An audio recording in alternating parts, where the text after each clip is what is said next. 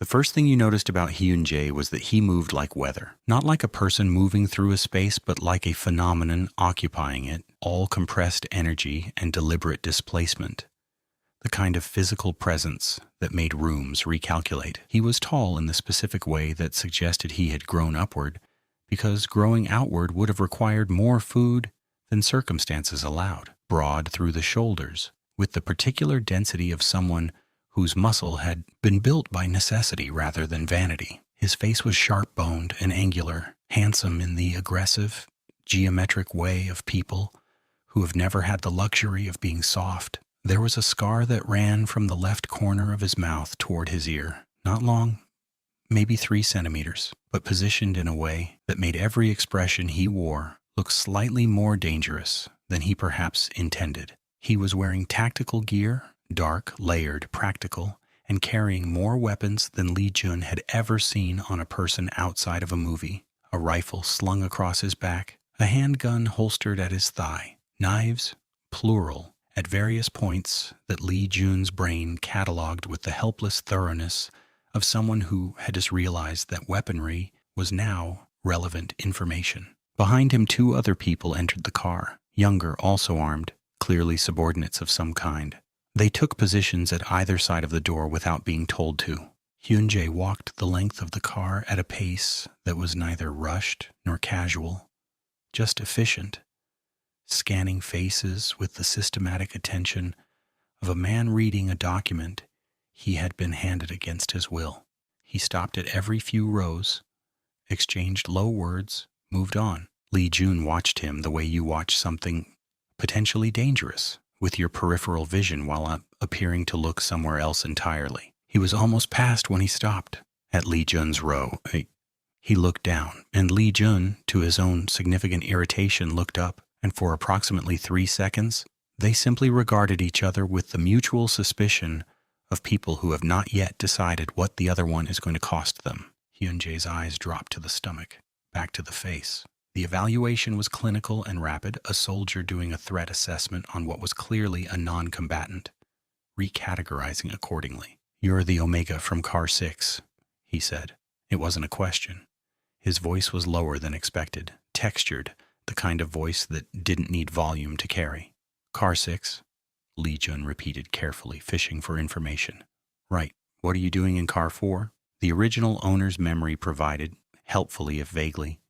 There had been trouble in Car 6. Someone had... "I moved," Lee Jun said. "It wasn't safe." Something crossed Hyun Jay's face too fast to read. "Nothing on this train is safe." He reached into the chest pocket of his jacket and withdrew a folded piece of paper, thick, hand-drawn, dense with markings, and consulted it briefly, without showing it to anyone. Replaced it, looked back at Lee Jun with an expression of unambiguous inconvenience. "You're going to be a problem." Lee Jun, who was 6 months pregnant in a body that wasn't his, in a world he didn't recognize, on a train heading toward an unknown destination in the ruins of what used to be civilization, looked up at this absurdly dangerous man and said, with every gram of Dasun Financial Group customer service training he possessed, "I'll do my best not to be." Hyun Jay stared at him for another moment. Then something moved at the corner of his scarred mouth. Not quite a smile, not even close, but the ghost of the precursor of the potential of one. And he moved on. Lee Jun exhaled. The woman across the aisle was watching him with new interest. "Careful with that one," she said quietly. "I'm always careful," Lee Jun said. She looked at his stomach, back at his face. "Clearly," she said.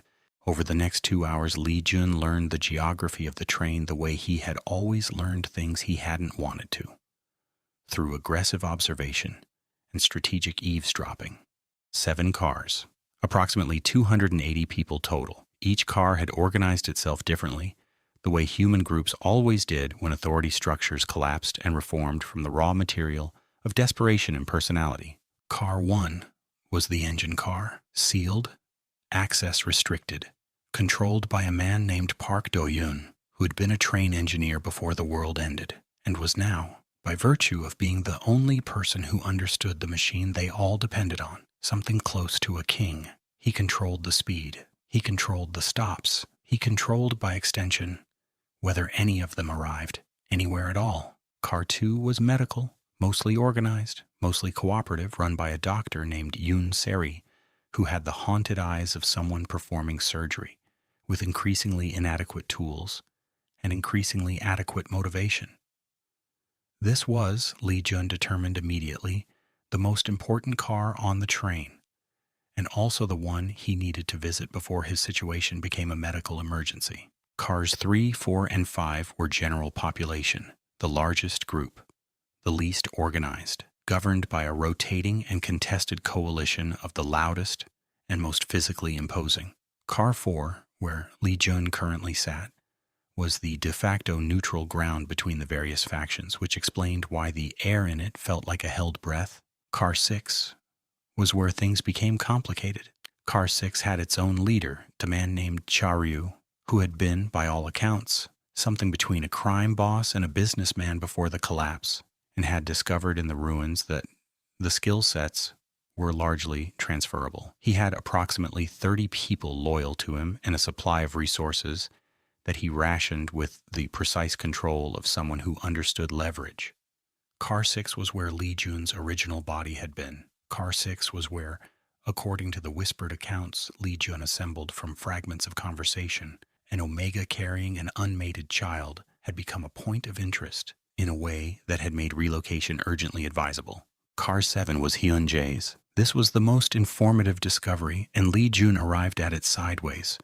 Through the silver-haired woman, her name was Auntie Choi. Just Auntie Choi, I stopped needing the rest of my name, who had appointed herself his information source with the officious generosity of someone who had been waiting for a useful project. He's a mercenary, she said, peeling the wrapper from a protein bar with the care of someone for whom caloric intake had become a sacred act, or was, before. Worked for whoever paid him. Rescue operations, extraction, security, the less legal varieties of problem solving. Last job he took was this one. She gestured at the train with the protein bar wrapper. Someone hired him to get a group of survivors to a location he was given on a map. He doesn't know who hired him. He doesn't know who most of us are. He was given coordinates, a route, and 3 months' salary paid up front into an account he can't access anymore because banks no longer exist. She paused. He's still doing the job? Lee Jun considered this. Why? If there's no payment, Auntie Choi looked at him with the patient disappointment of someone explaining something obvious. Because there's a map, she said. And right now a map to somewhere is the only thing worth having. Does he know what's at the destination? No one does. She bit her protein bar. That's either very exciting or very terrible, depending on your disposition. Lee Jun thought about a man who kept doing a job after every practical reason to do it had dissolved, because he had been pointed in a direction and refusing to go seemed worse than arriving somewhere unknown. He understood this man more than he wanted to. He went to medical that afternoon. Dr. Hyun Jay was exactly as haunted as advertised, but her hands were steady and her assessments were delivered with the flat efficiency of someone who had stopped cushioning reality in the interest of time. 6 months, give or take a week, she confirmed, pressing careful hands against Lee Jun's abdomen while he stared at the ceiling and tried to remember how to breathe normally. The baby is positioned well. Heart rate is strong. She looked up at him with the specific gaze of a doctor delivering information to someone whose reaction she could not predict. Do you know who the other parent is? No, Lee Jun said. It was the truest thing he had said since waking up. Dr. Hyun didn't push. People on this train, he was learning, had stopped pushing on the personal histories of others, because everyone's personal history now contained at least 3 things that couldn't be discussed without cost.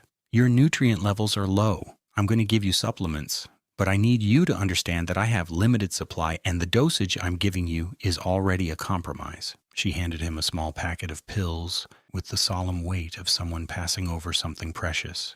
And I need you to reduce your stress levels. Lee Jun looked at her. She looked at him. They shared a moment of perfect mutual apocalyptic understanding. I'll do what I can, he said. We all do, she said. That's the job now. He was making his way back through car 3 when he heard the argument. It was the kind of argument that started loud and was getting louder in the specific key of this is about to become something physical. And when Lee Jun shouldered through the connecting door, he found approximately 15 people arranged in the loose geometry of confrontation. and at the center of it, two men squared off with the rigid posture of people who had found a reason to be violent and were working up to it. One of them was from Car 6. Lee Jun recognized him from the original owner's memory with a bolt of inherited alarm. One of Charyu's people, tall and mean-faced, a man who had decided that the end of civilization was an opportunity for promotion. The other was a teenager, maybe 17,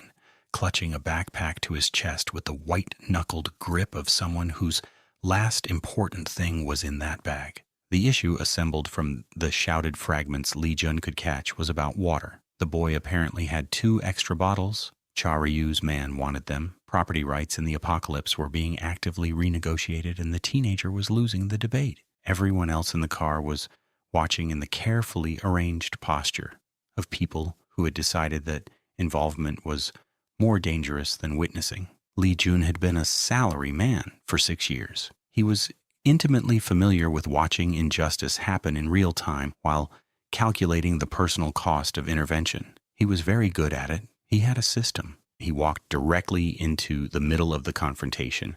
Later, he would identify this as the moment his Dason financial training both saved and nearly destroyed him, because 6 years of dealing with difficult clients had given him a precise, well-practiced ability to insert himself into tense situations with the confident affect of someone who belonged there, which was mostly useful in conference rooms and dramatically less so when the difficult client had a knife. "There you are," Lee Jun said, pointing at the teenager with absolute conviction, as if they were old friends who had arranged to meet here specifically. "I've been looking everywhere. Dr. Yoon needs you. Medical car. Now." The teenager stared at him with the expression of someone being thrown a life preserver by someone who might also be drowning. "He's not going anywhere," Charyu's man said, and the knife appeared, and Lee Jun's borrowed heart rate made several extremely impolite adjustments. "That's interesting," Lee Jun started. "Put it away." The voice came from the connecting door to Car 4, and it was the kind of voice that altered the acoustics of the space it entered. Everyone turned. Hyun Jay stood in the doorway. He hadn't drawn a weapon. He didn't appear to have felt the need. He simply stood there with the stillness of something that didn't need to announce its danger because its danger was self-evident. And he looked at Charyu's man with the particular focus of someone doing a very specific and unflattering math. The knife disappeared. The man made a sound that was technically words but functionally retreat, and took Charyu's man with him back toward Car 5, and the crowd redistributed itself with the nervous efficiency of people who were relieved and also wanted to be somewhere else. Lee Jun slowly let out the breath he had been holding since the knife appeared. Hyun Jay walked toward him. "What are you doing?" he said. It was not a question.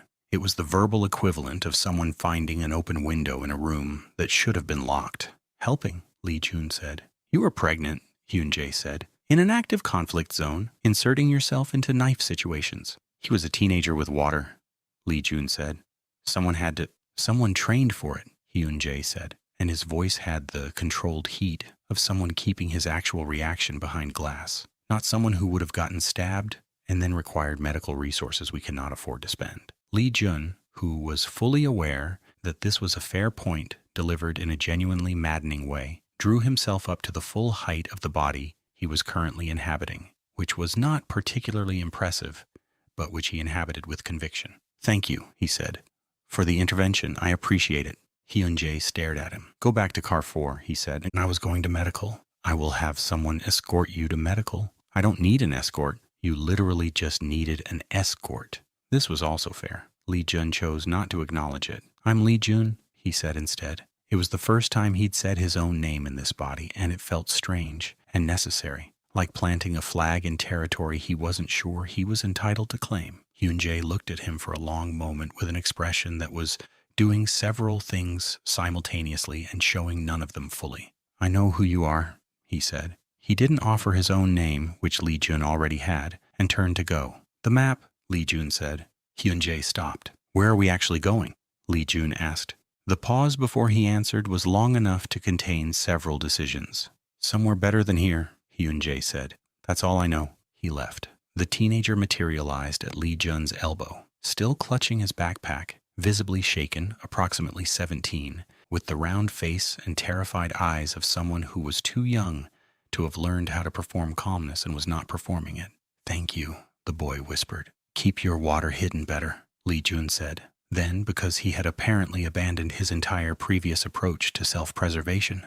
What's your name? Siwon. Siwon, do you know this train? All the cars? Siwon's eyes shifted, calculating street smart beneath the fear. Yeah, I've moved through all of them. Good, Lee Jun said. Stay close to me. I'm going to need someone who knows the layout. Why? Lee Jun looked at the door where Hyun Jay had exited, then down at his borrowed stomach, then back at the connecting door to medical. Because, he said, I think something bad is coming and I'd rather figure out what before it arrives.